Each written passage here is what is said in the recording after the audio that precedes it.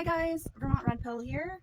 Remember I told you that I wanted to talk to you a little bit about what was going on with the whole Stop ICE, ICE Out protesters and the people that unfortunately died defending illegal immigrants, criminal illegal immigrants. And I'm not talking like they're criminal because they crossed the border.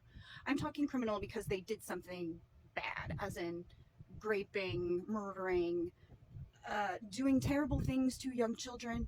And you gotta wonder why people like Alex Pretty and RENE Good would be willing to give up their lives to protect scumbags that would hurt children and would murder young ladies and steal and fraud. And why are they protecting them?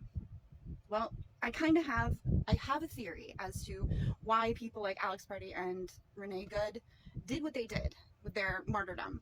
I think this has to do with loss and emptiness within here. Something that spirituality would fill, maybe a relationship with Jesus, with God. Really, almost anything could fill your heart when it's empty, when it's sad. And the reason why they were feeling the loss was Alex Pretty had just, I think that his wife had just left him, or she had filed for divorce, or it was possibly his girlfriend. I'm getting like conflicting information as far as was he married or was this his girlfriend. Either way, long-term relationship ended. Okay, Alex Pretty probably feeling pretty devastated with that whole thing. RENE Good, her husband died. The husband of her husband died. The father of her children died. The father of her child died. And that can mess you up really to an extent where you're going to do crazy things like cut all your hair off and enter into some relationship that you normally would not have entered into. Ergo, I don't believe that RENE Good was gay while she was married to her husband. But after her husband dies, all of a sudden, she's in a relationship with a lesbian woman who was very butch. I think we could say butch, right? Very masculine. I mean, if you look at the video with RENE Good, I mean, she ran into him, didn't run over him, but she knocked him backwards. And I have seen video of people, I've seen video of police officers talking to a suspect, telling them to get out of the car. The suspect backs up the car and it literally killed the woman. It killed the police officer. So don't tell me that him being hit by a vehicle wasn't him thinking, I'm afraid for my life. Okay, you've got a 2-ton vehicle, maybe more because it was an SUV, coming at you to the point where the wheel was spinning on the ice. Okay, she listened to her girlfriend who said, you know, drive, baby, drive. So she did. RENE Good put her foot on the gas pedal. It spun around on the ice and then lurched forward and literally hit an ICE officer. Now, what happened there is a little more cut and dried than what happened with Alex Pretty. Alex Pretty, I blame most of this on the instigators, the people that are getting the protests together, the people that are running the ICE out sites and the signal chats. I blame them because I think they're looking for people like Alex Pretty, like RENE Good, people that have severe loss in their lives and they need something. And these ICE out people are looking for people exactly like that. Why? Because at this point, they have nothing left to lose. They've already lost what mattered the most to them, right? Except for in RENE Good's case, she still had her child. She still had children that she could take care of. She just chose to do this instead. She chose to protect criminal illegal aliens who, in many situations, probably would have been happy to harm her little girl. She wanted to protect them. What's going on in someone's head like that, I don't know, but I do know people that organize these things, they prey on people like that. And it is really difficult once you're in that mindset to get out of it. And if you have somebody that's really good at emotionally manipulating you, you can use these people as martyrs. And they do. They call them flashpoints, which is like a chaotic scene that develops during these protests where they can use them as incentive to get more people out and about and more money into their coffers. So they use people like RENE Good. They use people like Alex Pretty. What do they care? It's not their bodies. It's not their families. It's not their friends. These are strangers to them.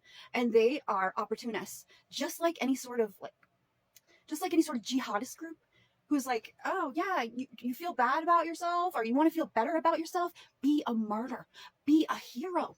Do it for your family, do it for your friends, do it for your country, do it for your religion, whatever it is. They were able to convince these two people that their life was not expendable, but the cause was worthy of them throwing away their personal safety.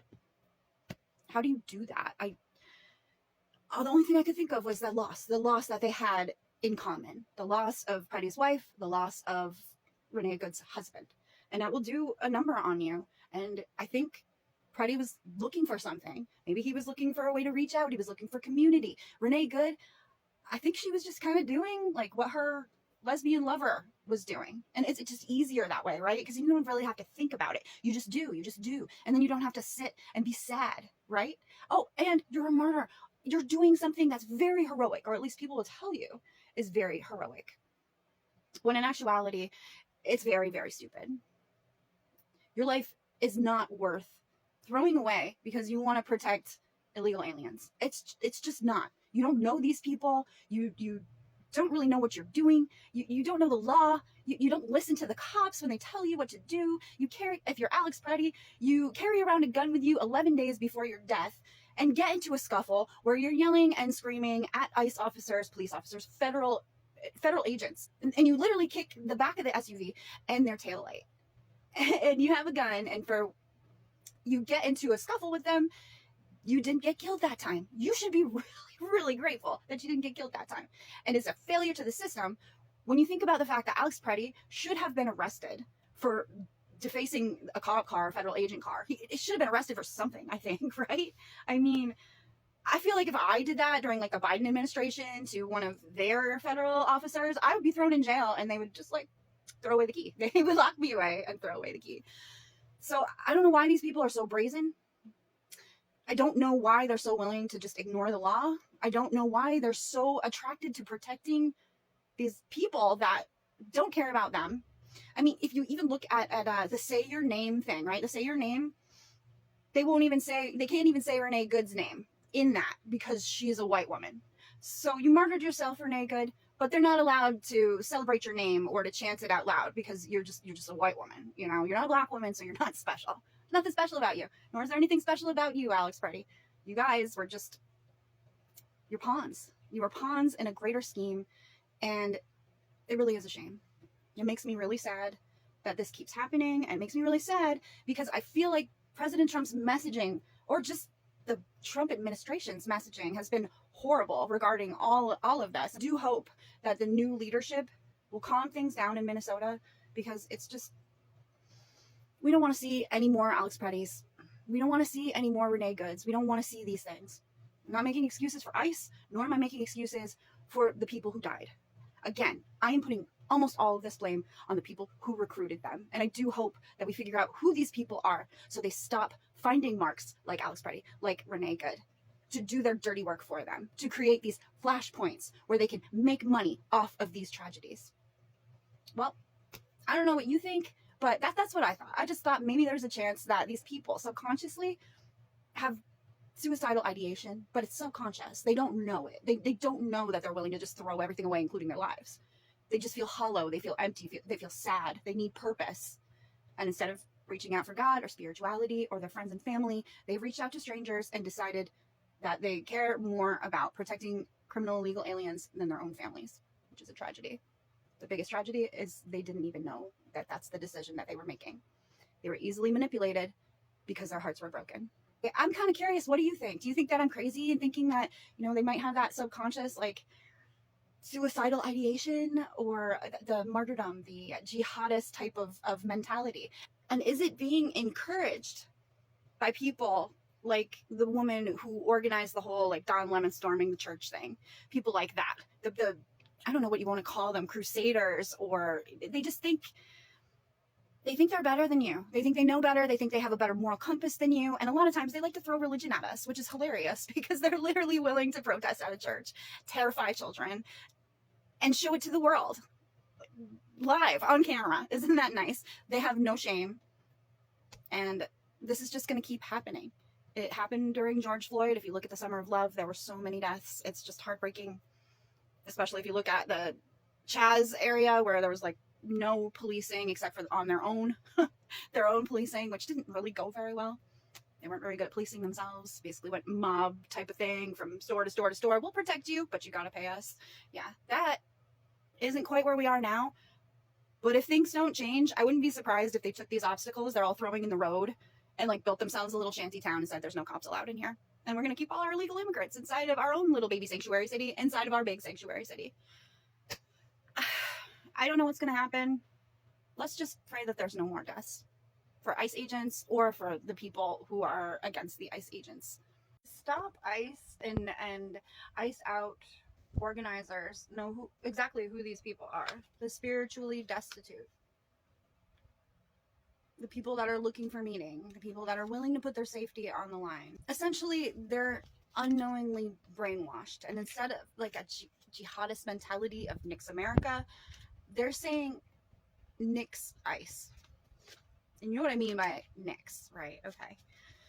I think that a lot of this has to do with all the fraud in Minnesota, all the Somali fraud, the daycare fraud, the home health care, adult daycare, you name it, transportation. What else are we providing the illegal immigrants and the refugees here where they can lie on government forms and get paid to watch their own children drive to the store, buy their own groceries with EBT cards provided by the state, as well as probably drive around in a car that's being paid by government grants just right back to them. They're making millions of dollars. I'm never going to make $1 million, are you? It's just not going to happen. So I think a lot of this ICE out stuff, if you look at when it started, it's very much like instigated by the Minnesota politicians to distract you from all of the fraud. You know why? Because they knew about it. They did nothing about it, and they waited for it to come back around so it could fill their political coffers as well as their overstuffed pockets. People like Tim Walz, people like Frey. I can't even imagine how deep this goes, because every time Nick Shirley digs, it just seems like it's just more and more. And some of these fraudulent Somali businesses have been around since like 2004 or 99. And they've been collecting money ever since then. And even when they do get caught and they go to jail, it's a slap on the wrist. They get out and they just keep doing it because there's no incentive for them to stop. Throw them in jail for 10 years. Throw them in jail for 20 years. Maybe that's a deterrent. Or ship their asses back to Somalia. I think that would be the best deterrent right there. Send them back to where they came from. Maybe they can rob their country blind like they're robbing ours. And I'm not saying all Somalis are like that. I'm just saying in Minnesota, with this fraud situation, it sure seems like it's centralized in the Somali community. And it's not just the people that are actually committing the fraud, it's the people that are silent who know about it, who are also guilty, who should also be deported. If we can't trust you in a high trust society, then you don't belong here, period. I'm sorry, I don't want to be racist, but honestly, like, can the truth be racist if it's the truth? How I mean, it's an objective truth that it's the Somalis that are doing this. At least those are the ones that we've caught. All right. So I'm not saying all Somali people are bad, but I am saying we need to look into the Somali community and we need to deport the bad ones as well as the ones who knew about the bad ones and what they were doing, because we cannot trust them. Do you want to live in a high trust society, Democrats? Then we need to deport the people that we cannot trust. They are ripping you off too. They're ripping you off and your family, and you wonder why you can't afford an apartment. You wonder why you can't afford a house. These people are living in your houses. These people are getting money from the government to pay for their rent, which is going up, up, up, up, up, up, especially after COVID. They're getting that money. Are you? No, you're barely making enough to get by, right? They're making millions of dollars. And I know people on Social Security who make $1,200 a month, and they got to live off that. So the people here are getting screwed. Meanwhile, the refugees and the illegal immigrants are making bank.